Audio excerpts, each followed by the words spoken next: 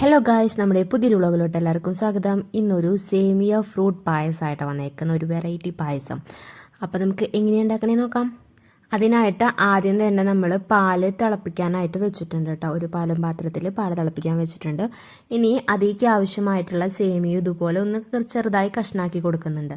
പിന്നെ ക്യാരറ്റും നേന്ത്രപ്പഴം ഇതുപോലെ ആക്കി വെച്ചിട്ടുണ്ട് കേട്ടോ. ഇനി നമുക്ക് ഒരു പാത്രത്തിലോട്ട്, അതായത് പായസം ഉണ്ടാക്കുന്ന പാത്രത്തിലോട്ട് നമുക്ക് സേമിയ എടുത്തിട്ട് വറുത്തെടുക്കണം കേട്ടോ. നമ്മൾ ഓയിൽ ഒഴിച്ചിട്ടുണ്ട്, അതിൽ വറുത്തെടുക്കാം. നിങ്ങൾക്ക് നെയ്യ് എന്ത് വേണമെങ്കിലും യൂസ് ചെയ്യാം. അപ്പം നമ്മുടെ സേമിയ ഏകദേശം ഒന്ന് കളറായി വന്നിട്ടുണ്ട് കേട്ടോ. നമുക്ക് കുറച്ചും കൂടെ ഒന്നാവുമ്പോൾ നമുക്ക് നമ്മൾ തിളപ്പിക്കാൻ വെച്ച പാലില്ലേ, അത് ഇതിലോട്ട് ചേർത്ത് കൊടുക്കണം. ഇനി ഇത് രണ്ടും കൂടെ നല്ലപോലെ ഇളക്കി ഒന്ന് മിക്സ് ആക്കണം കേട്ടോ. അങ്ങനെ നമ്മുടെ സേമിയോ പാലിൽ കിടന്ന് ചെറുതായി ഇങ്ങനെ തിളയൊക്കെ വന്നിട്ടുണ്ട്. ഇത്തിരി തിളയൊക്കെ വരുമ്പോൾ നമുക്ക് ആവശ്യത്തിനുള്ള പഞ്ചസാര ഇവിടെ ചേർത്ത് കൊടുക്കാം.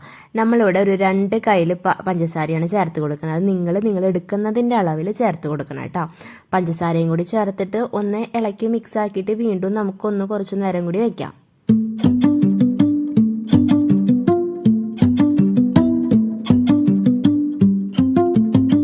അപ്പം നമ്മുടെ സേമിയയും പാലൊക്കെ തിളച്ച് വരുമ്പോൾ അതിലേക്ക് ബാക്കി കുറച്ച് പാലും കൂടെ നമ്മൾ എടുത്ത് വെച്ചിട്ടുണ്ടായിരുന്നു, അതും കൂടെ ആഡ് ചെയ്ത് കൊടുക്കുന്നുണ്ട്. ഇനി നമ്മളൊരു പാനിലോട്ട് വെളിച്ചെണ്ണ ഒഴിച്ചിട്ട് അതിലേക്ക് അണ്ടിപ്പരിപ്പും മുന്തിരി ഒന്ന് വറുത്തെടുക്കുന്നുണ്ട്.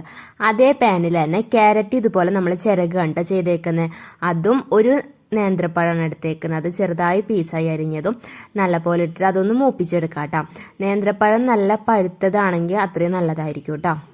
ക്യാരറ്റ് നമ്മളിവിടെ ഒരെണ്ണമാണ് എടുത്തേക്കുന്നത്. അപ്പം നിങ്ങൾക്ക് ഇത്തിരിയും കൂടെ കൂടുതൽ വേണമെന്നുണ്ടെങ്കിൽ ഒരു 2 എണ്ണമൊക്കെ എടുക്കാം കേട്ടോ.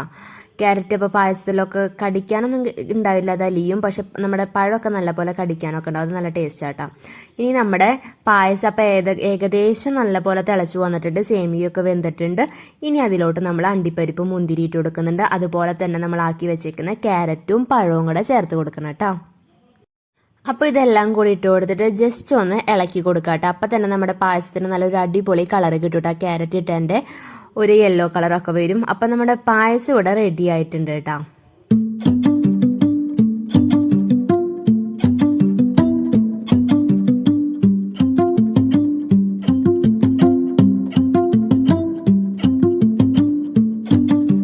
ഇനി നമുക്കത് ഒരു പാത്രത്തിലോട്ട് സെർവ് ചെയ്യാം കേട്ടോ. അപ്പം ക്യാരറ്റ് പഴമൊക്കെ കഴിക്കാൻ ഇഷ്ടമില്ലാത്ത കുട്ടികൾക്കൊക്കെ ഇതുപോലെ പായസം ഉണ്ടാക്കി കൊടുക്കുകയാണെങ്കിൽ അവർക്കൊക്കെ ഭയങ്കര ഇഷ്ടപ്പെടും കേട്ടോ. അപ്പോൾ വളരെ പെട്ടെന്ന് തന്നെ ഉണ്ടാക്കാൻ പറ്റിയ ഒരു അടിപൊളി സേമിയോ ഫ്രൂട്ട് പായസമാണ്. എല്ലാവരും ട്രൈ ചെയ്ത് നോക്കുക. അപ്പം നമ്മുടെ ഇന്നത്തെ വീഡിയോ ഇത്രയേ ഉള്ളൂ. ഇഷ്ടപ്പെട്ടാൽ ലൈക്ക് ചെയ്യുക, ഷെയർ ചെയ്യുക, സബ്സ്ക്രൈബ് ചെയ്യുക. അപ്പോൾ ഗായ്സ്, അടുത്ത വീഡിയോ കാണുന്ന എല്ലാവർക്കും ബൈ ബൈ.